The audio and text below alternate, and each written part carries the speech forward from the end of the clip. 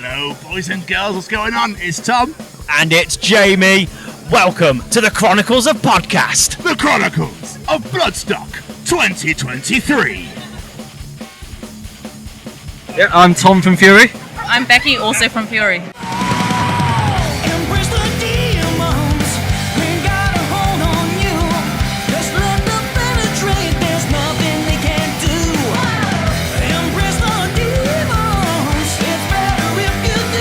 Well, how are you guys doing today? You well? Yeah, bit warm, but it's nice. Yeah. It is a delicious day that we were just obviously complaining about before.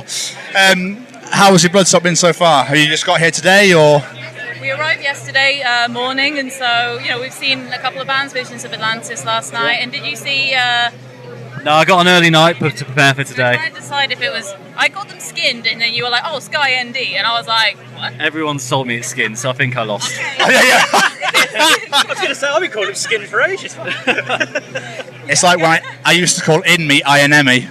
Yeah. So I never knew if it was... Yeah. It's such an innocent mistake. Yeah, exactly. I've only seen it written down. I don't know what to do. But I think none of my friends want to talk about this kind of metal.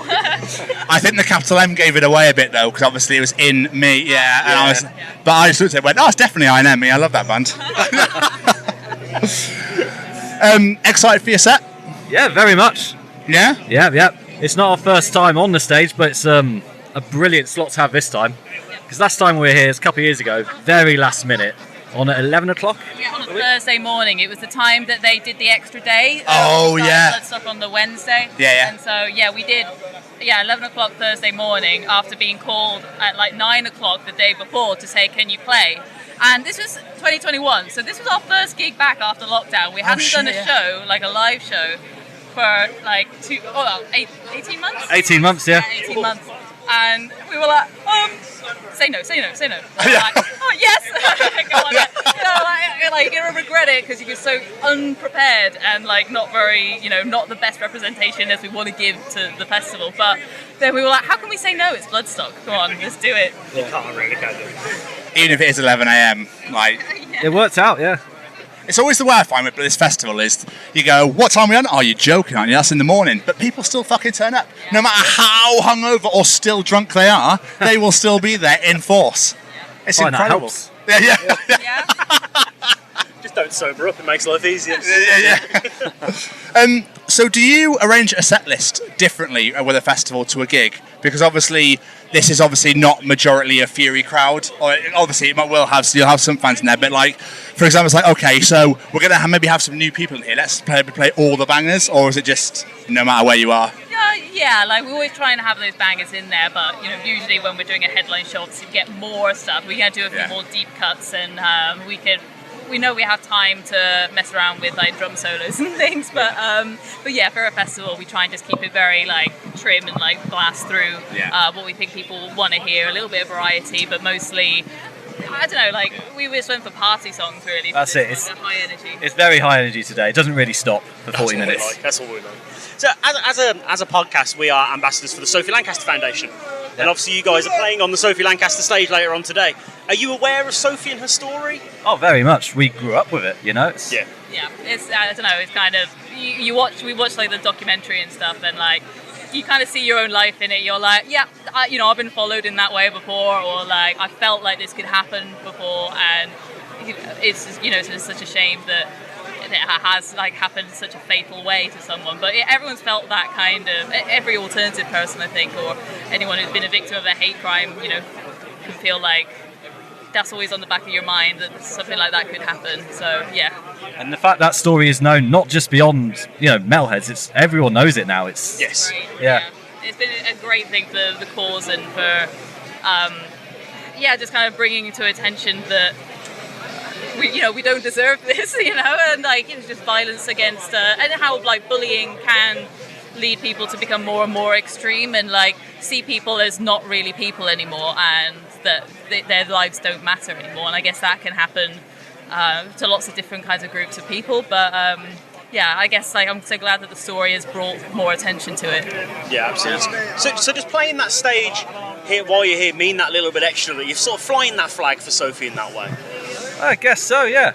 Yeah, it's always nice to just be able to say her name every time. and remember her. Like, so when we say like we're playing 5 p.m. on the Sophie Lancaster stage, you can kind of be like, yes, like just saying her name keeps her alive. So much like she deserves to have a full life, and she'll never be able to grow up and stuff. But like I guess in our hearts and our minds, we can still say her name and remember her. Yeah. Absolutely. And that stage has been named that for well over a decade now, hasn't it? Yeah. So. Yeah. It's like you say, you put that post out there saying we're playing the Sophie Lancaster stage. A fan else could go, Sophie Lancaster, what's that? And then Google that name, and then they find out that story. So it's amazing that is there. Yeah. But is that something that's ever happened to you guys? Obviously not to the extreme that's happened to Sophie, but where you've been treated differently, had something abusive, and hopefully not physical violence, I hope, but that's happened to you, but you've been treated differently for the way you're dressed or whatever. Only to me in the most mild of ways. Lots of cut your hair growing up, all of that stuff. Oh yeah. Boring. Yeah.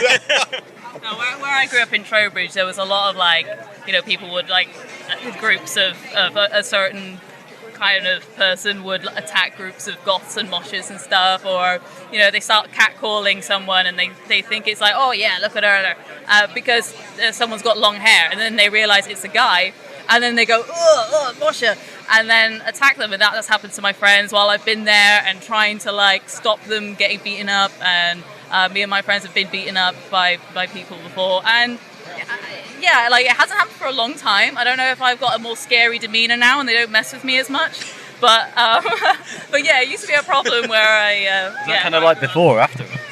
Sorry? Is that before or after Sophie? Oh, before, I think. Yeah. I don't know, maybe that kind of changed things in people's psyche, or maybe I moved to a better place, in the world, or I don't know what it was. Just out of interest, obviously you don't have to answer if you don't want to, but when that happened and you did get beat up, did you report it at all?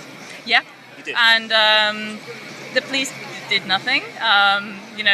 We knew the people that did it. They went to our school, and we spoke to the tutors, thinking they'd get them excluded or something, and it just made it more tense because nothing really happened, or they got told off.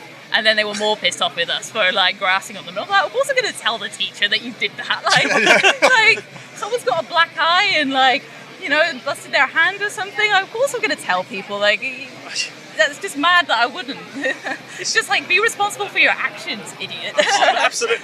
It's like if you didn't tell someone, they're like, oh, we can get that and get away with it. If you do someone, fucking grass. Yeah. Either way, you're going to lose. Yeah, if it's completely unprovoked, then I don't know, you've got to sort your life out, I'm afraid. But what's beautiful to see is, and you see it here, is a lot of young people part of the alternative subculture still now, and it's becoming a lot better, at least in my opinion, from what I've seen and what I've heard from people. But what do you think a group like the Foundation could do for the younger people in the alternative subculture? What do you think they could do to support the people coming up now? I don't know. It's difficult. I think somewhere like this is a safe space for that, isn't it? You can express yourself pretty much however you want here, and no one's going to give you a hard time. Yeah, I imagine that helps. I think, I guess the rise in more online communities and online support for people has helped things quite a lot. And I don't know, maybe when we were teenagers and when Sophie was a teenager, groups were more polarized, I guess. Yes. Whereas now, I think people celebrate diversity in every way more now, and people are just into all sorts of things that they come across on social media more often. Whereas I don't know, maybe 10 or 15, or I don't know how many years ago that was when we were teenagers. Oh my god! Things were just a lot more polarized and just not as accepting. So I guess having those kind of promoting.